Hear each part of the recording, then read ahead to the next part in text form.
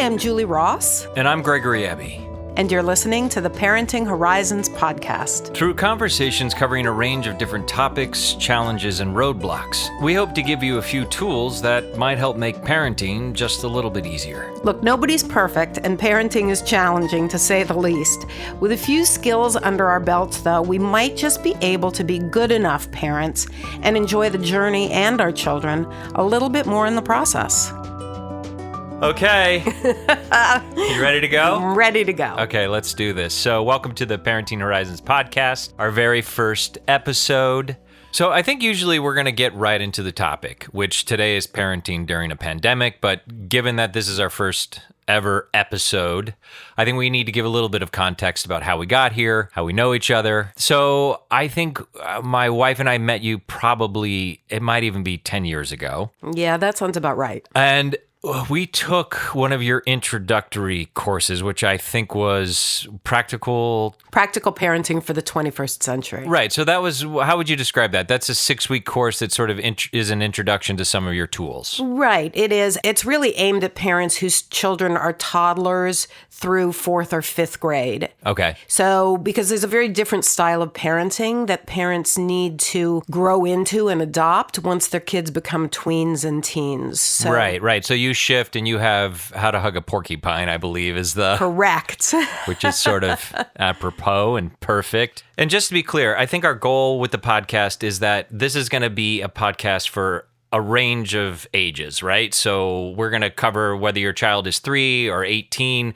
Our goal is to try to talk about all of those ages. Absolutely. And a range of topics, too. Right. So right now, our first episodes are going to be focused a lot on the pandemic. Sure. But, eventually the pandemic will end. God willing. Yeah. So How to Hug a Porcupine is the other course you teach. And then we joined one of your parenting groups. Yes. Which we're both currently in now. I'm actually in my own. My wife is in hers. How would you describe what the parenting group is? The parenting groups are basically ongoing support groups right. for people who already have kind of a handle on what the language is in terms of techniques. But it allows parents to address the various things that come up as their children grow and as their children develop. I've had people in them since, from the time their child was 3 until their child is 26. Yeah, that's crazy. But yeah, it's just been a great place of support, which I think is a big part of this, right? Yeah, and I think one of the nice things about being in one of these ongoing groups is that parents really develop friendships and a support system outside of me that allow them to talk in between times or give each other feedback within a group. So it's a minefield of knowledge as opposed to just an instructor or counselor telling you what to do. Yeah. Can you talk a little bit about how you got here? Like, is this something you always thought you would be doing? Sure. I started out in Texas getting a degree in psychology, an undergraduate degree. I had a little divergence of career paths partway through that undergrad degree because I studied dance, went to a different university to do that, and then met my husband. And so that was simultaneous, or you left psychology to go, I'm going to pursue dance? Right. Okay. Right. Because I figured I needed to do dance when I was young and not old and decrepit. So, and it was such a fun thing. So my husband and I, he was also a dancer. We toured and that kind of thing for a little while and basically ended up moving from Texas to New York to pursue that. So that's really what got you to the city first, was dance. Absolutely, yeah. And how did that, as someone who's an actor and in the arts, how did that go? So it went poorly for me.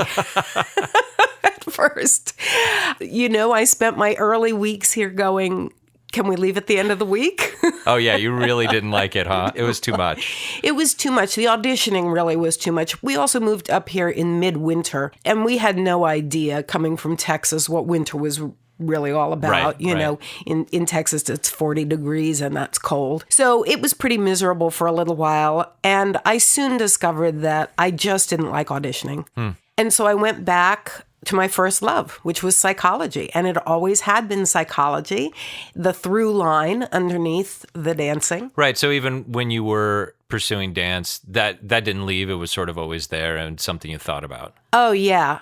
Yeah, I knew it was the thing that I would come back to when I really couldn't dance or didn't want to dance anymore or perform. And how long was the transition, and what was the transition from dance back to what did you end up doing? Well, I mean, I kept dancing. I still dance. I still take classes. But what I wound up doing was going to an audition in which I very narrowly lost because of favoritism to the other person. Of course. And I came out of the audition and I went to my husband and I said, we're going to Barnes & Noble. And he's like, what? And I said, I'm getting the book to study for the GRE. I'm going back to get my master's in psychology. I mean, it was very abrupt. It literally was like that. You're like, literally. I can't, I'm not going to get, this is absurd. I'm going to. Yeah. I was like, I'm done with this. I'll dance for fun. I'll dance as a hobby, but I am not going to do this or, perform professionally. Right. So what happened after that? So you get the book. You started applying. Where'd you go to school? Right. I ended up applying to and getting into New York University to get my master's in psychology. Got into parenting, actually, because I always been interested in developmental psychology and particularly in play therapy, but also thought to myself, well, if a child is in therapy but gets sent back to a home that is status quo, it doesn't even have to be dysfunctional, but just status quo. If there's no change at home, there's going to be very little change in the child. It was my feeling. So you're working with the kid, the idea being that if this is not going to really go anywhere, if I'm specifically just working with the child, if the parents aren't part of this, get any extra tools, there's not going to be a huge shift. Absolutely. Yeah. And again, the family doesn't even have to be dysfunctional, but the way in which everybody relates to one another can be off in terms of communication. So is that why you started pursuing your work? Yes. So I got my master's degree, and 2 months later I had my first child, and who's now 32. And I thought to myself, wow, this is hard. It's hard. It's hard.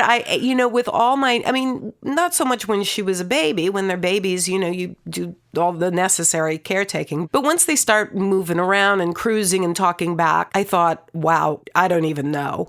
And if I didn't know, with all of my extensive background in child development, psychology, and communication, that there were other parents out there who probably didn't know either.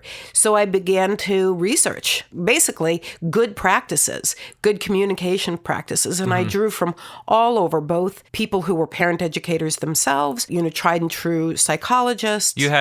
You've mentioned you've had a mentor that sort of guided you or helped you along the way. Yes. So partway through being here in New York, I met my mentor whose name is Dr. Gary Landreth. And he was really kind of pioneering a form of therapy where he would be present with the child and the parents and watch them interact and then guide the parents in real time about how to interact differently with their child and to break poor communication habits and that kind of thing. So he really served as my inspiration. I just thought, boy, that's what I want to do. I didn't want to specifically see parents and kids together, but I knew that I could make an impact if I saw parents and taught very practical skills. Because the other thing, Greg, is that there's a lot of people out there who are parent counselors, but some of it is very theoretical almost.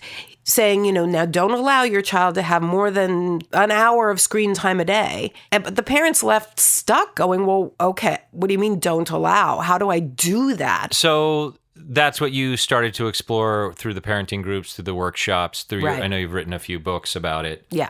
Great. Well, so I'm just going to briefly give my background. I am definitely not a parenting expert. But I am. You do well, Greg. You do very well. I do the best I can. I am a parent. I have 3 kids with my wife. I have a 20-year-old son and 2 daughters that are 15 and 12. I've lived in New York City for at least 30 years now. I'm an actor and a writer and a director. I got a BFA in acting from Rutgers, so I've done that forever. But I've written and directed, branded content. I've made web series, short films. Okay, so one of the reasons that I wanted to do this and we started talking about this was that I've always thought you were awesome. Thank you. And I love, the stuff that we talk about in the group and the things I've learned through your tools and the teaching and, how do we get this out to people? right? Right. And so that's part of why we started this. Selfishly, I'm lazy, so I thought if I did a parenting podcast, that I would be reminded of your teachings, and then I maybe would screw up my children less. Well, I think that's a great goal to have, Greg. Why not? We all have to have goals. So that leads us to where we're at. And, just a note for the listener, we are recording this in late October. So by the time this is actually released, there definitely could be some changes in the pandemic, and probably not great. Probably not. Okay, so let's begin. Parenting during a pandemic. I mean, obviously, this has been challenging, hard, bizarre, unprecedented. It continues to go on and on. So there's a lot of different ways we can come at this. Is there a particular thing you would start with that parents should think about in terms of dealing with their kids during this situation? Well, I guess the overarching theme maybe is really mental health. Because we are, 7, 8, feels like an eternity into this, and there doesn't appear to be an end in sight. Mm-hmm. And what I'm discovering is that parents are depressed, parents are anxious, and some kids are depressed and anxious, others, are doing a little bit better. But one of the things that I focus on and emphasize for parents is really the need for them to take care of their own mental health. There's a lot of truth in the metaphor of when you're on an airplane, and if the oxygen masks drop, if there's an emergency, put yours on first, mm-hmm. and then help the person next to you. Because if you're trying to help somebody else and you've got no oxygen, you're going to pass out. Right. And that's just plain simple facts. So what can parents do to sort of, it's been challenging because it's like sometimes I think this has been going on for so long. I think sometimes it's hard to even recognize it. I was thinking about at the beginning, the first few months when we were in the city. And the first month is that, I just sort of relate to this because the first month everyone was like, what is this? This is crazy. Okay, we're dealing with it. Then it's like, okay, you're getting through the next couple months thinking there's an end in sight. I personally remember in July having a moment of like, oh, wow, this is gonna keep going. Mm-hmm. And feeling like I slipped into sort of almost a minor depression, kind of going, wow. And I almost feel, I think there was some more hope that maybe we could get past it. And now it feels like we're back into a place of like, oh yeah, this is not ending. This is continuing to go. So what are some of the things parents can do? I guess first to recognize it, and then what do you do? Well, what I'm hearing in large part from all of the people that I'm in contact with is we have nothing to look forward to. Halloween is canceled, Thanksgiving maybe shaky. Canceled. Yeah. Camps have been canceled. Kids' schools, vacations. Yeah. Yeah. So, all these cancellations, I think, are feeding the kind of sense of despair of I'm looking at this void and have no ideas about how to get through it, how to create joy. That's something one of the parents that I work with said, I don't know how to create joy. So my answer to that is it's important, typically joyful moments happen almost spontaneously, serendipitously. And I feel like we need to plan them now. Could be anything, if you're able to get out of town, do that. If you're able to have an outdoor barbecue in your backyard, plan that. Sure. If you're, one of the suggestions that I made to a client recently was, have a dress up night where everybody is, you pick a 40s theme or a 60s theme or something and just pull stuff out of the closets and have fun getting dressed. Or we're going to have a celebration for November 15th. A random date. It doesn't have to have a celebration attached to it, but we're going to make it as if it's a celebration. Well, it really makes sense. I think I told you about this. My wife and daughter and another mother and daughter went to Salem, Massachusetts for the weekend because Halloween was coming. And I know my wife was not looking forward to it because the planning is a pain. And I know not everyone can do something like that, but they went away for a couple of nights. And my wife came back and really talked about just even shifting your mental state psychologically, because I think we all get in this because there's so much isolation and quarantining that you don't realize like the place you're in until you're able to leave it mentally. Yes. So she went away and was said like just to be in another town, just to walk around. And some of this might feel silly, but I think that's where we're at. Like even if it's small things, you know, there was a mother in our group last night was talking about like, I don't really like to plan. I'm more spontaneous. And it's sort of, I get it, but it also feels like we're at a point where you got to make a plan to try to do some of that stuff. And I'm not even great at doing it. I have to remind myself that, but it seems like it's not only really important, but it also seems like wouldn't you think it would be important? This is an opportunity to maybe involve the kids too, right? Oh, yeah. Like and what should we do? Yeah. What can we do? Absolutely. Sit and brainstorm a list of things. Kids are very creative, much more so than your average adult, I would say. And they might come up with something that an adult wouldn't think of, but that's completely doable. And it doesn't have to be expensive. It doesn't even have to, I mean, if you can leave your home, it's a great thing because as you said, it provides a shift for you in terms of just being in a different environment can create a different mental state. But, you know, a lot of parents don't have the income or financial means, right? Or time. Or time or whatever. And, you know, truthfully, Greg, by the time this podcast is released, it may not even be safe to travel. And so it's about figuring out with the kids. Getting creative. What would be fun? What sounds fun to you guys? Because I can guarantee you, if you as the parent are coming in and saying, "Hey, this would be fun. Let's do this," you're going to get a no. That sounds terrible. Go away. You're even crazy. If it's really good, just because you're bringing it to them, they're going to be like, "No, that sucks." Exactly. Do you have any other stupid ideas, Dad? It's absolutely true. Right. So have some things to look forward to, whether it's something a little bigger, if you can plan a trip, or if it's something small, whether it's a game night or some of the things you suggested. I think the trap that I know I fall into is sort of taking it for granted because my kids seem okay. So it's going to take some effort, right? You really got to take some effort to do it. And I would assume that your kids are not okay. Right.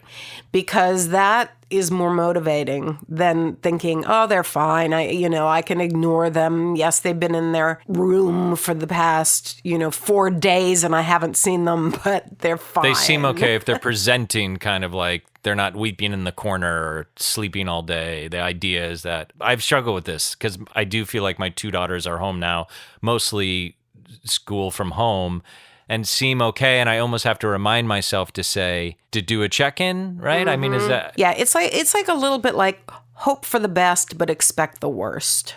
So that you do check in with them on a regular basis, not daily, because you're probably going to get pushback on that as well. It's like, why are you always in my face? Get out of my room. And how about approaching them so you don't sound like a therapist going, hey, how are you? How's it? How you feeling? I mean, I find... with all of my kids, actually, if I can enter it from a different way, if it's not literally even about how are you feeling, it's like, what are you watching? Yeah. And then sometimes suddenly there's this explosion of like, oh my gosh, wow. It turns into this. Even if my youngest is talking about her favorite show, she's going on and on and on and talking about it. And then that can lead into like the bad grade she got at school. I'm sort of always surprised because I take for granted, like, no, they seem okay. Then when I uncork it a little bit, there's something there. So talk a little bit about the approach to that so you don't get a pushback and you might get them to open up. Right. Well, I mean, just as you said, Greg, I think that what's helpful is to say, what are you watching? Or what worked for you this week? What about this week worked? Or what about this week didn't work? Was terrible, right? Because I think when we go after feelings, how are you feeling? Why are you feeling that way? That has a tendency to block communication as opposed to opening it up. But kids are very willing to kind of share about what they're doing as opposed to how they're feeling, unless it's something they shouldn't be doing. But, presumably we're going to work with, they're watching Gossip Girl or they're playing Minecraft or something. But, asking them, well, how does that work exactly? Even like if it's an online game, saying to them, well, wait a minute, what do you mean you have to get gold? How do you get So it's sort of gold? meeting them where they are. Right. Oh, so yeah. Because the other thing I notice is oftentimes you might not want to talk about that show or that video game, but oftentimes I feel like that also then can lead to like, oh, and you know what? I couldn't sleep last night because I was so anxious about. Yeah, and we do that quite naturally with younger kids. We'll sit on the floor and play trains or dolls or make-believe or whatever. We enter their world naturally. And through that experience, we learn a lot about how they're learning, what they're thinking, kind of what's on their mind. I'm recollecting back when my son was, I don't know, in elementary school, and 9/11 happened. And of course, that was Trauma. It was a big trauma, and especially for those of us here in New York. So I really wasn't a big fan of video games, but my son begged me to play a game called Red Baron, in which the character, right, or the person who was in charge of the controls, was basically bombing people.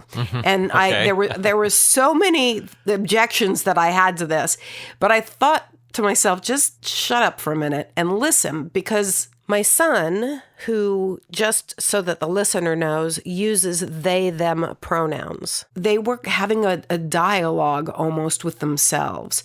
I'm going to get you bad guys. You can't come and slam into our towers. You can't crash into your planes. So he was processing it through this game. Yeah. Well, my son goes by they, them. Right. Sorry. So they weren't literally talking with you about the planes crashing into the building. No. Right. I stood behind him, as a matter of fact, and took notes just because I was fascinated with this process. But if I had been like, ugh, what a stupid game, I'm not going to be here, and just let them play by themselves, then it would have been, I would have missed out on everything. And I find that, a lot of parents, especially when it comes to gaming, are very reluctant to, a lot of parents are like, this is so stupid. What are they doing? And they're playing with their friends, and one more minute, I just have to finish the game. And I get that, but parents are missing out on a big opportunity if they can go in and be like, curious, approach with curiosity. Especially with something that's so important to them. Yeah. I do want to touch on something you just said, made me think about this idea of denial. Oh, yeah. And is this an important piece? I mean, I know it's an important piece, but can you, in terms of what's going on? Well, I think everybody, all of us, parents or not, need to recognize that everybody's in a state of grief right now and trauma. So there's different components to grief. Denial is one of them. Anger is one of them. Anxiety is one of them. Acceptance is one of them. And there are a few others. But a lot of people feel like that the stages of grief go from denial, and then the next stage, we're moving out of denial, and that we should, we need to stay out of it. But the reality is that it's a dynamic force. Grief is. There are no real stair steps getting you to a destination. You can be moving between all of those things. Sure, one day you could be finding meaning in everything that's happening. The next day you could be in denial about it. The following day you could be angry. The next day you could be accepting, the next day in denial. I mean, it's very, very fluid. Well, this thing has been fluid too. I mean, it sort of makes sense, because I've had days of like, oh, wow, I think we're coming out of this. And then it's like, oh my God, this is a total mess. Yeah, exactly. And so what we need to be aware of with regard to denial is it's a very healthy component, because the other pieces of the grief process are pretty intense. What do you mean? So, anger is a very intense feeling. Even finding meaning, right, is a very intense feeling, because we're working to do that. So denial serves as a resting spot where we can just block it all out, go, no, this isn't happening. It's all fine. And kids do that quite well by distracting themselves. Sure. And so some of the gaming that they're doing, some of the socializing that they're doing Right. is to give their feelings a rest. Totally. Like to give a break. I can remember about 6 weeks into the pandemic. I mean, my wife and I have watched a ton, like I'm sure a million people have watched so much content. And we sort Yeah. of fell into this ritual of like 10:30 at night that we watch our show. And it really was a checking out. We had never seen Game of Thrones, which is a ton of, it's 8 seasons. And it was so great. I mean, we both looked forward to it so much because we could just check out. And we were watching like 3 episodes a night because amazing show, but also we needed it too. And I think this is probably part of that idea of like you need to be in shape, self-care, whatever you're doing to take care of yourself so you can show up for your kids. Well, that was an amazing 2 or 3 hours where we would, I guess the idea is that that's okay, that's healthy to say, I got to check out of this. This has been a long day. You're constantly like thinking about it and turning it over, and that it's important to have that piece of it. It's healthy. It's necessary. Plan for it is what I Right. would say.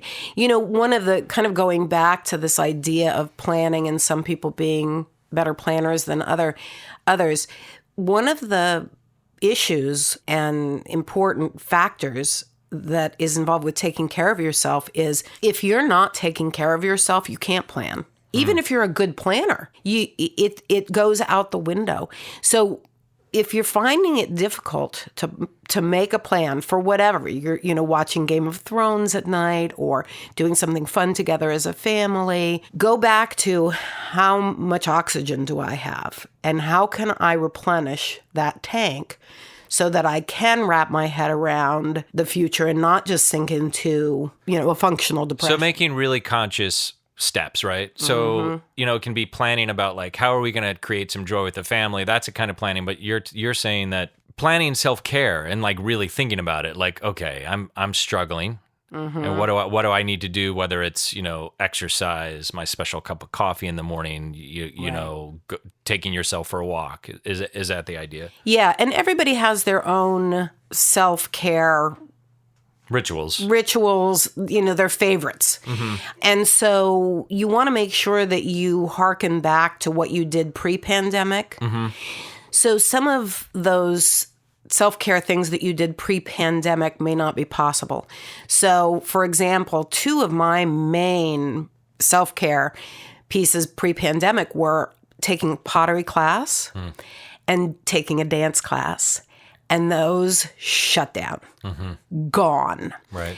So I had to come up with an alternative. I had to figure out, well, what can I do? Both of those things are creative. Is there something that I can do that's creative, that's also that I can quarantine around, that I can isolate so I don't have to be in a group of people? And so, I came up with my own things, which for me were crochet and indoor exercise because the gym shut down. The gym shut down too. Yeah, that was another thing.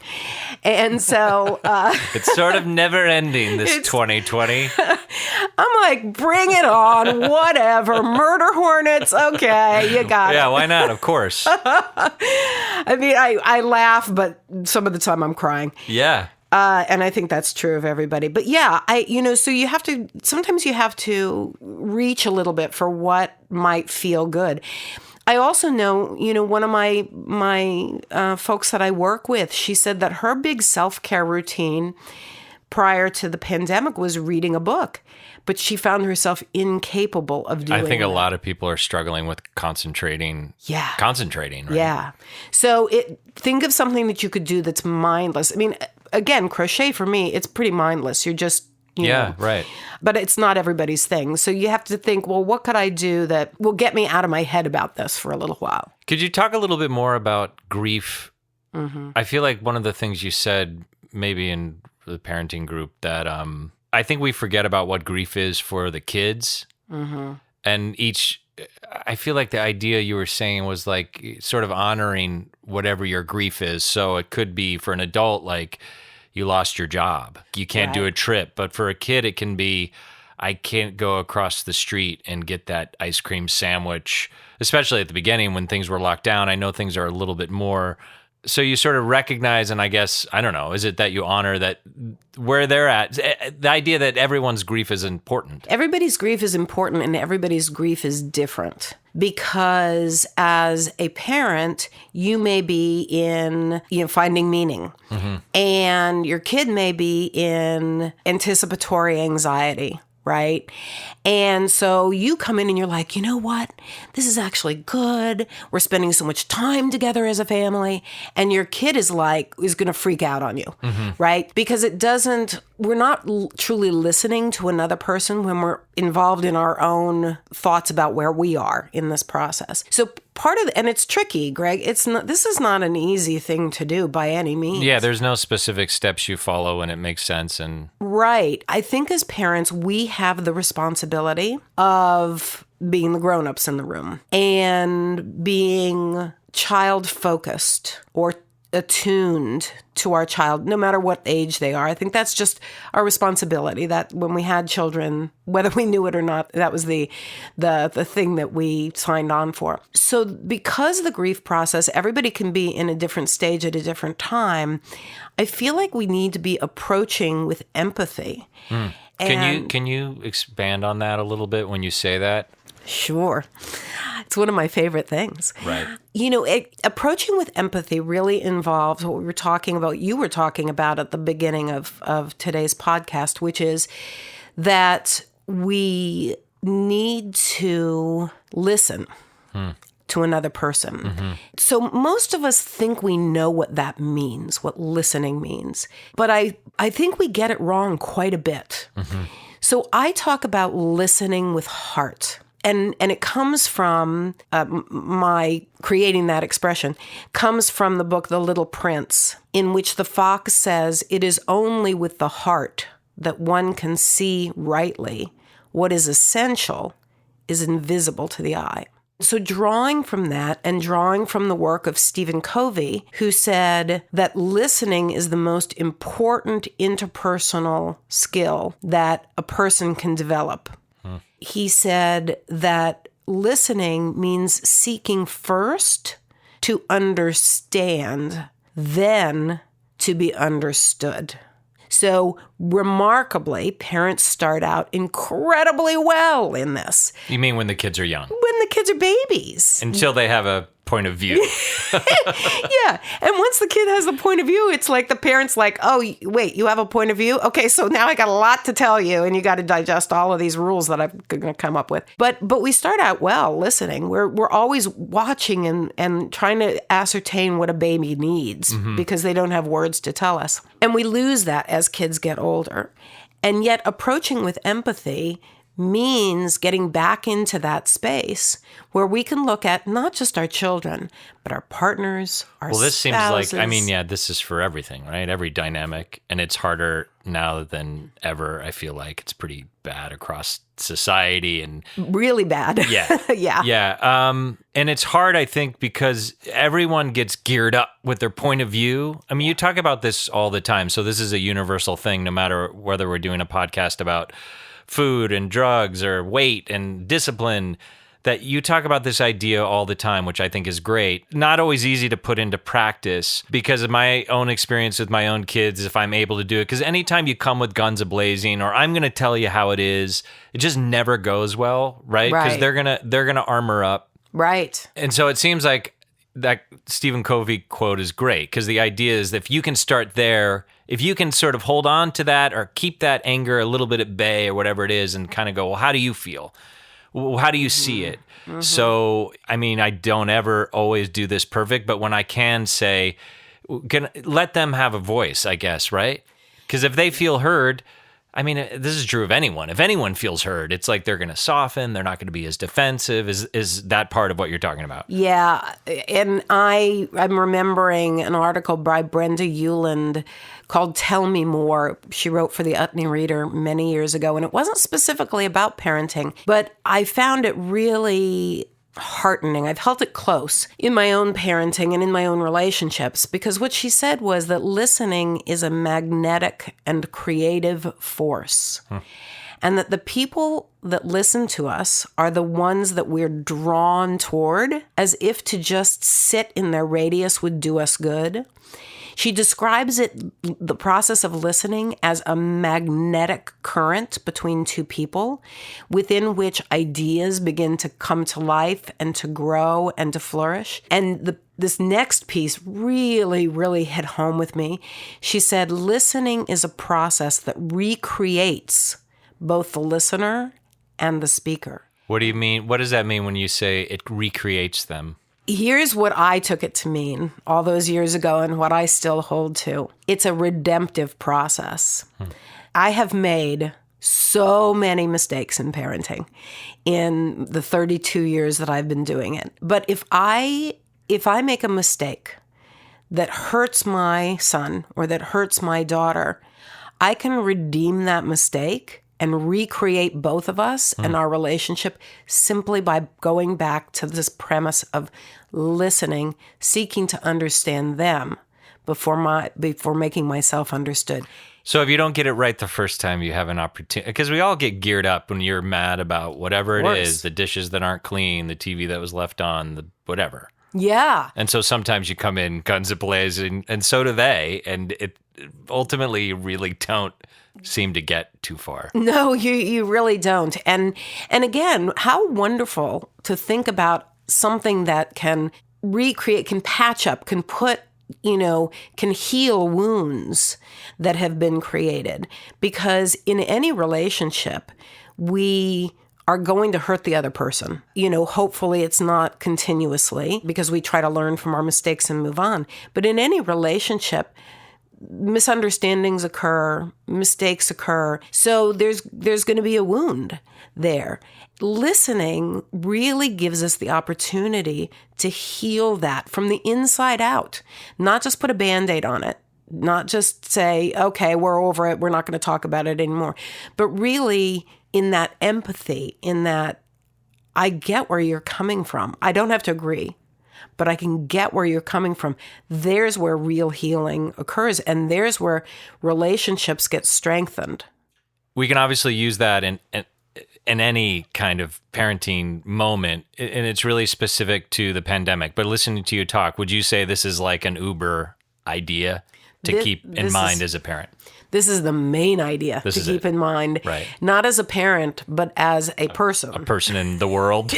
Well, yeah, because as you're talking, like you said, you can do it with your parents, your spouse, your coworker, right? Yeah, right. I mean, I'm seeing a lot of relationships that are... Well, it's super... tenuous right now, and it's tense. Well, there's been, they say everything is up, alcoholism, divorce, because the tension of this is so huge. The not knowing, I think, is really, really difficult and destabilizing. So it sounds like if you can land on one thing during the pandemic, this is it, right? So if you can get there, and I know I already said this, but I can think of a million times that if I'm able to get a hold of myself and soften and let the kids have a voice, that then they soften. And maybe even what they're holding on to so strongly goes away a little bit because they realize like, oh, I'm going to get to be a part of this. Well, yeah. A lot of time what we present as being an issue is not really what's going on underneath. So what I mean by that is... You could be arguing about the show they watched and the kid is super over the top or you are over the top, and you can ultimately realize, like, it's really not about the show. It is, but there's something going on underneath. Yeah, exactly. And if we just sit and listen for a minute and we allow them to get through the whatever it is about the show or the game or the blah, blah, blah, then, people want to talk about their feelings.